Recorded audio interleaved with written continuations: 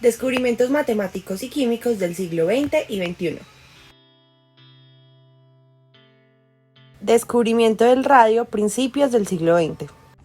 Marie Curie y el descubrimiento del radio. Entonces, el 18 de julio de 1898, en la Escuela de Física y Química de París, Pierre Curie y su esposa Marie Curie presentaron una importante memoria en la Academia Francesa de Ciencias. Entonces, en ella recogieron las experiencias de Marie Curie, que en su tesis doctoral estudia específicamente los rayos de Becquerel, ¿cierto? Que son radiaciones de naturaleza desconocida emitidas espontáneamente por algunos metales como el uranio. De esa investigación dio pie al descubrimiento de un metal desconocido que decidieron llamar polonio, basándose en el nombre del país de origen de Marie Curie, Polonia. Las consecuencias que tuvo el descubrimiento fueron en la medicina práctica y en la física teórica, ¿cierto? Entonces, lo que hoy llamamos radioterapia, que es la aplicación de radioactividad al cuerpo humano enfermo por medio de elementos de radio, permite la lucha contra determinados tumores malignos, que sería la radioterapia destructiva, y también alteraciones de tipo inflamatorio o tipo degenerativo, especialmente en la piel y algunos órganos internos y articulaciones, que sería radioterapia funcional. Entonces, en el campo teórico, los progresos en el estudio de la radioactividad, conseguidos gracias al talento y los esfuerzos del matrimonio Curie, hicieron posibles trabajos posteriores de Rutherford, Henger, Soddy y Bilardi para identificar las radiaciones alfa, beta y gamma producidas espontáneamente en los cuerpos radioactivos. Y después la concepción de modelos atómicos, las teorías atómicas de Broglie y Schrödinger. Y la decisiva fisión del núcleo del uranio por Otto Hahn y Fritz Strassmann en el año 1989. Entonces, con la obra del matrimonio Curie empezó hace 120 años lo que ahora llamamos física atómica y nuclear. Y con las aplicaciones de esta, una de las más trascendentales transformaciones, no solo científicas, sino también políticas y económicas que el mundo ha experimentado.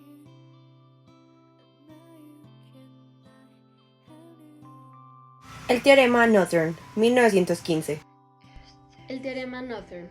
Entonces, Emil Noether, que nació en 1882 y murió en 1935, fue una matemática alemana que aportó muchas innovaciones en el campo del álgebra. Tras su muerte, Albert Einstein declaró que era el genio matemático creativo más importante desde que comenzó la educación superior de las mujeres. Formuló su propio teorema, el teorema de Noether, pero tuvo que esperar hasta 1919 para ser considerada profesora académica en la Universidad de Göttingen. No pudo dar clases bajo su propio nombre. Con la llegada de los nazis en 1933, fue despedida de la universidad y tuvo que irse a vivir a los Estados Unidos, donde se dedicó al estudio del álgebra. Noether desarrolló un teorema que es la clave para entender la física de partículas elementales y la teoría cuántica de campos. Entonces, el teorema se trata de relacionar la simetría con cantidades conservadoras. Entonces, en las cantidades físicas que todo el mundo conoce, como lo es la energía, que ni se crea ni se destruye, sino que se transforma, eso es una cantidad conservadora. Lo que hizo Emil Noether fue fundamentalmente relacionar la simetría de un sistema con las cantidades físicas que se conservan, y esas cantidades son una herramienta fundamental a la hora de plantear problemas y resolverlos en física. Y eso afecta a todos los sistemas físicos, desde el sistema planetario hasta un cristal, los metales, etc. La teoría del caos, 1963. La teoría del caos, o también conocida como el efecto mariposa, fue descubierta por Edward Lorenz en 1963, mientras Lorenz trabajaba en unas ecuaciones que esperaba que predijeran el tiempo en la atmósfera, y trataba de ver gráficamente el comportamiento de sus ecuaciones mediante los ordenadores. Lorenz observó que cuando hacía pequeñas diferencias en los datos de partida, llegaba a grandes diferencias en las predicciones del modelo, haciendo que cualquier pequeña perturbación o error en las condiciones iniciales del sistema pueden tener una gran influencia sobre el resultado final. Con el caos se consagra, por tanto, la idea de la no linealidad en la ciencia, y en general se establece la enorme dificultad de predecir la evolución de determinados sistemas. En términos generales, la teoría del caos estudia la sensibilidad a condiciones iniciales de algunos sistemas. ¿Cómo así? Estudia aquellos sistemas en los que un pequeño cambio puede generar grandes consecuencias. Matemáticamente, eso sigue en una dinámica no lineal. En otras palabras, la teoría del caos es la ciencia del proceso de intento de conocer lo que va a suceder. Con ella, lo desconocido se interpreta desde un punto de vista global, que va afectando por el tiempo. Hablar de caos es igual a hablar de procesos irreversibles, es decir, de procesos que dejan huella en el tiempo. Hablar de caos es lo mismo que con estado de desorden puede llegar a un orden. En las últimas décadas, la teoría del caos ha supuesto un cambio paradigmático en diversas ciencias naturales y sociales. La idea de que en determinados casos no exista una relación lineal de causa y efecto, o que es lo mismo que un cambio pequeño en una condición inicial de un sistema que pueda generar grandes consecuencias en la evolución del mismo, ha permitido el surgimiento tanto de modelos teóricos y conceptuales y estudios diversos de fenómenos, como de modelos matemáticos y computacionales, que ha ayudado a abordar el comportamiento de dichos fenómenos. En las empresas se hace un análisis de caos, pues estas viven inmersas de la incertidumbre, debido a las distintas variables que hacen que evolucionen dados diversos atractores, como por ejemplo la sociedad o cómo va a evolucionar la materia prima. Por lo tanto, la gerencia debe hacer una gestión del caos con el fin de generar un mayor dinamismo dentro del sistema empresarial. Un modelo estratégico empresarial debe ser flexible y se debe adaptar a distintas condiciones. Las estrategias se deben configurar como un atractor que permita a la empresa alcanzar sus objetivos.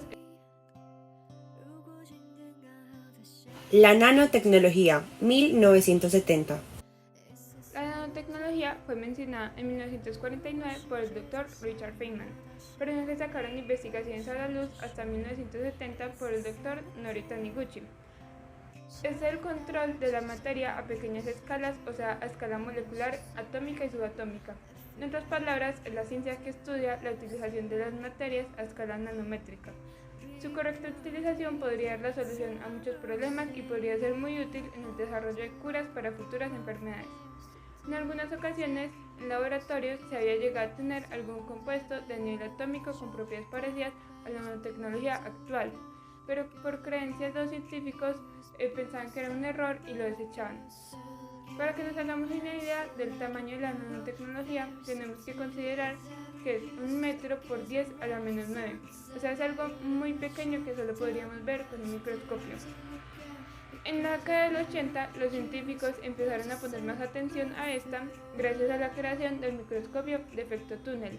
El descubrimiento de los microscopios de fuerza atómica y de efecto túnel fue un descubrimiento clave para el desarrollo de la nanotecnología, porque esos permitieron por primera vez manipular los átomos de forma voluntaria y diferenciar las estructuras dentro de un compuesto a nivel atómico. En la década de 1990 se acabó de consolidar con el descubrimiento de los nanotubos de carbono, que son hoy en día el principal componente de la nanotecnología. Sus numerosas aplicaciones la hacen una ciencia muy interesante y muy particular, ya que es algo muy pequeño y se hace muy viable para una gran variedad de aplicaciones. Tiene un gran impacto en la sociedad hoy en día, sobre todo en el ámbito educativo y médico, además del económico. Es usada en la industria electrónica, biomédica, en la industria textil y en el medio ambiente, para comprobar que no haya patógenos en los alimentos. El grafeno, 2004. Descubrimiento del grafeno. El grafeno, a pesar de ser un material que ya había sido descubierto hace millones de años, ya que es el que constituye las capas del grafito, nunca había sido estudiado a profundidad, ya que todos los científicos decían que si se extraía totalmente, este no sobreviviría al medio ambiente debido al grosor que tenía. Pero en el año 2004 los científicos Konstantin Noveslov y Andrew James lograron extraerlo y ver todas las cualidades que este tenía, pero lo que no sabían es que este sería uno de los materiales que innovaría toda la tecnología en el futuro. ¿Por qué? Este material está constituido principalmente por una sola capa que tiene entre 1 a 10 átomos de carbón, los cuales están cohesionados por enlaces con hibridación sp2 y se encuentran en una capa o en una base que es totalmente uniforme y con una leve curvatura. Pero eso no es lo más importante, sino que es un material elástico, flexible, denso, transparente y además tiene una gran conductividad térmica y eléctrica, lo cual le permite que disipe el calor y además le permite soportar intensas corrientes eléctricas sin calentarse. lo cual lo hace un material bastante importante para hacer productos tecnológicos. Y al ser un material además que está constituido principalmente por el carbono, se encuentra fácilmente en la naturaleza y es mucho más ecológico y mucho más barato que otros materiales que se usan actualmente para hacer tecnología, como lo son el hierro, el silicio y el cobre. La reprogramación celular 2006. Bueno, ahora vamos a hablar de la reprogramación celular. Bueno, es una técnica en la que se consigue que el perfil de genes concretos que se expresa en un determinado tipo de célula se altere y genes que habían dejado de expresarse en una determinada etapa del desarrollo de esa célula vuelvan a expresarse. Esto lo que hace es que modifica la forma y la biología de la célula que se reprogramó. Entonces adquieren un nuevo potencial que la diferencia y la duplica, que parecería pues perdido en su totalidad. Esta técnica permite que, por ejemplo, una célula de la piel de un cabello se convierta en una neurona o en cualquier tipo de célula que compone el organismo. Bueno, entonces para hacer un poquito más clara y dar claridad a eso, la reprogramación celular lo que hace es que puede borrar la memoria del desarrollo de una célula, con lo que una vez de vuelta a su estado embrionario, la célula puede convertirse en un tipo totalmente diferente de célula. Entonces, las células transformadas crecen y se dividen en el laboratorio, a diferencia de la mayoría de las células adultas, las cuales no sobreviven en condiciones de cultivo. Entonces, las células son introducidas para asumir nuevas identidades, excluyendo aquellos tipos de células más afectadas por las enfermedades que los pacientes que donaron las células iniciales.